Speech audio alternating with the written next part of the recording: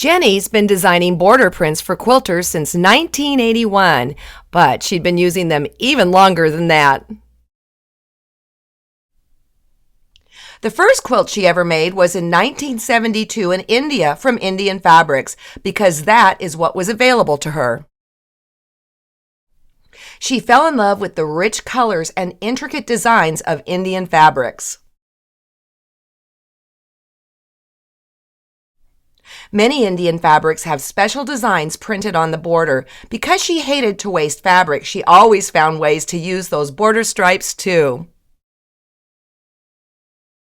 Lots of quilters like to use her border prints to frame their quilts, and she does too. Jinny's going to show us some ways we can use border prints in our quilt blocks that I know you're going to love. West Wind is a simple block made up of two different sizes of triangles. This is what happens when you cut one of the larger triangles from a border print. Star and Cross has some curved pieces in it, so it creates a lovely secondary design in the center. Now, let's swap out those stripes for border print stripes. Doesn't that look great? Notice two things about how Jinny's used the border print. First, she's made sure that the edges from the border print design are lined up with the edges of the patch. And second, she's made sure that all the border print patches are identical so that the design balances nicely in the block. Queen's Crown is another interesting block to play with. Here, Jinny's replaced the dark green diamonds with border print. To get the illusion that the border print is framing the whole center portion, she simply replaced those diamond pieces with border print.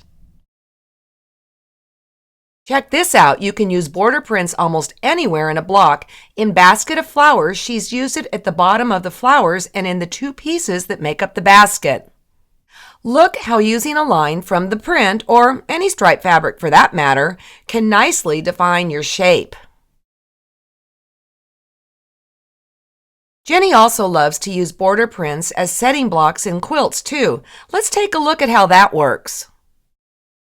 Jinny used this basket block, which has many names, years ago in her cottage garden quilt, and as you can see, she used the border print to make up the basket.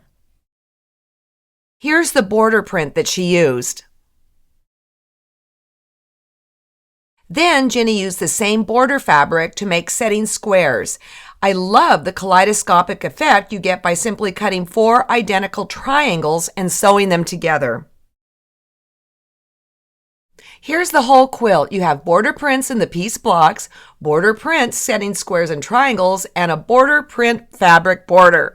Now that's making fabric work for you. Here we have the memory star block. It has a big square in the center that is just calling out for a border print.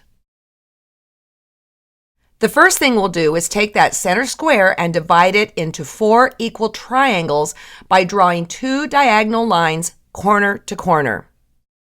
Next, put template plastic on one of those triangles and trace it.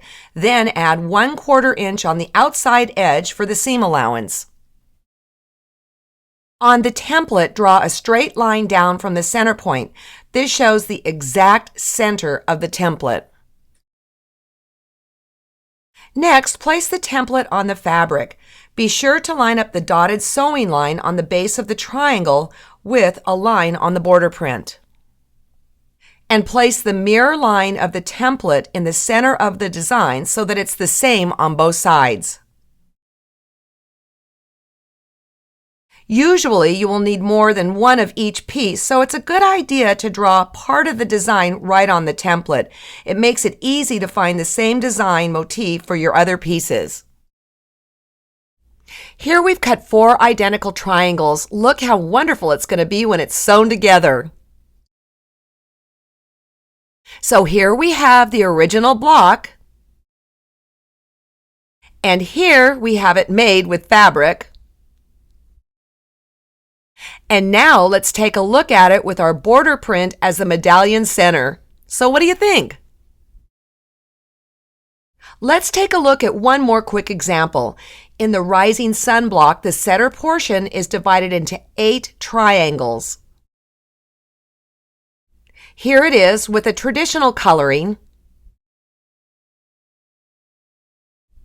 And now here it is with 8 identical border print triangles used in the center. One border print can produce many different designs. This portion produces this design. Isn't it wonderful? Just by changing where you position the template on the fabric, you can create additional block designs. The options are almost endless. Jinny designed a tree skirt using border print triangles. The triangles are really large. They measure 30 inches on the bottom edge. Then 3 are assembled into a large equilateral triangle. Jinny made 6 of those large triangles. Then Jinny added strips of flying geese between the triangles. The red Fabergé border print gives the tree skirt terrific interest, yet it sewed up really quickly. So as you can see, Jinny uses border prints in her quilt blocks and quilts all the time to add detail and interest without a lot of extra work. Here are a few more examples. Monticello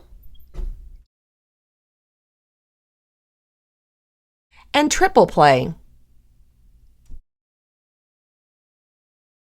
Jinny's new book has more than 4,000 pieced blocks. All of these blocks are colored with her fabrics, and many of them incorporate border prints for inspiration. I got my copy fresh off the press in Houston this year. For a free placemat pattern using her border prints, just visit jinnybeyer.com/TQS-2. You'll also find more information on a quilter's album of patchwork patterns and almost 200 free block patterns in her Block of a Week club. There are also dozens of tips on using border prints in your quilts and lots of quilts that are sure to inspire you.